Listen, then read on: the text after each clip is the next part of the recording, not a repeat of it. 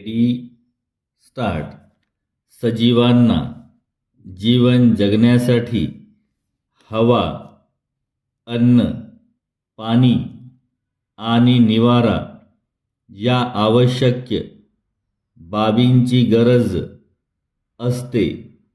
हवा, अन्न व पाणी यामध्ये जेव्हा प्रतिकूल अथवा विषारी घटक द्रव्य मिसळण्याच्या या क्रियेला प्रदूषण हे नाव पर्यावरण तज्ज्ञांनी दिले आहे. पर्यावरणाचा अभ्यास सुरू झाला तेव्हापासूनच वायू प्रदूषण तज्ज्ञांच्या लक्षात आले आहे. परिच्छेद. पूर्वी वायू प्रदूषणाचे प्रमाण खूपच अल्प होते.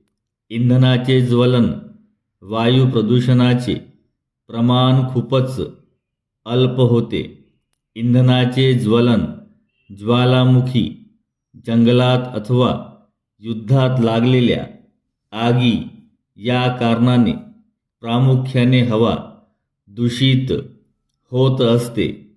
गेल्या दशकात औद्योगिक क्रांती झाल्यापासून झपाट्याने औद्योगिकरण झालेले आहे.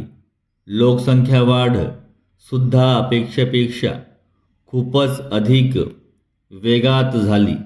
नवनवीन रसायनांची निर्मिती सुरू झाल्याबरोबरच त्यासोबतच तयार होणारे अन्य हानिकारक वायुरूप घटक कारखान्यांनी वातावरणात सोडण्यास सुरुवात केली. वाढत्या लोकसंख्येबरोबरच वाहतूक व्यवस्थेतील वाहनांची संख्या प्रचंड वाढली.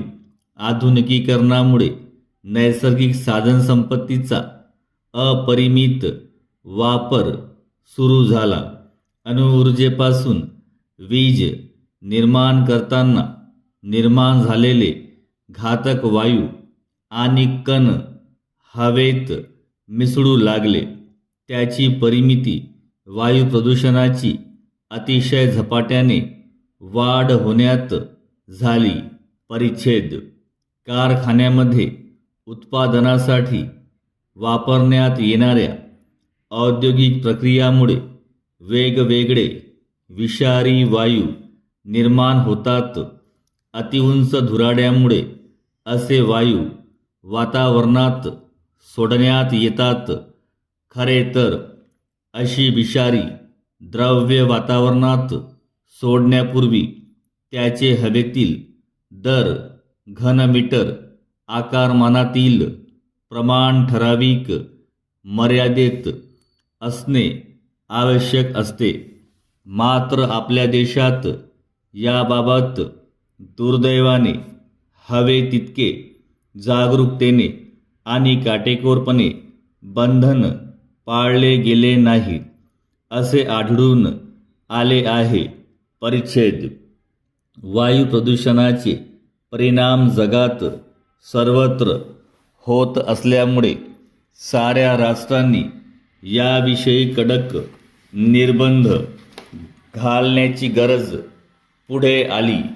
यातूनच नंतर युनोमध्ये सुद्धा हा प्रश्न चर्चेला जाऊन प्रदूषण निर्माण करणाऱ्या घटकांची किमान मर्यादा ठरविण्यात आली.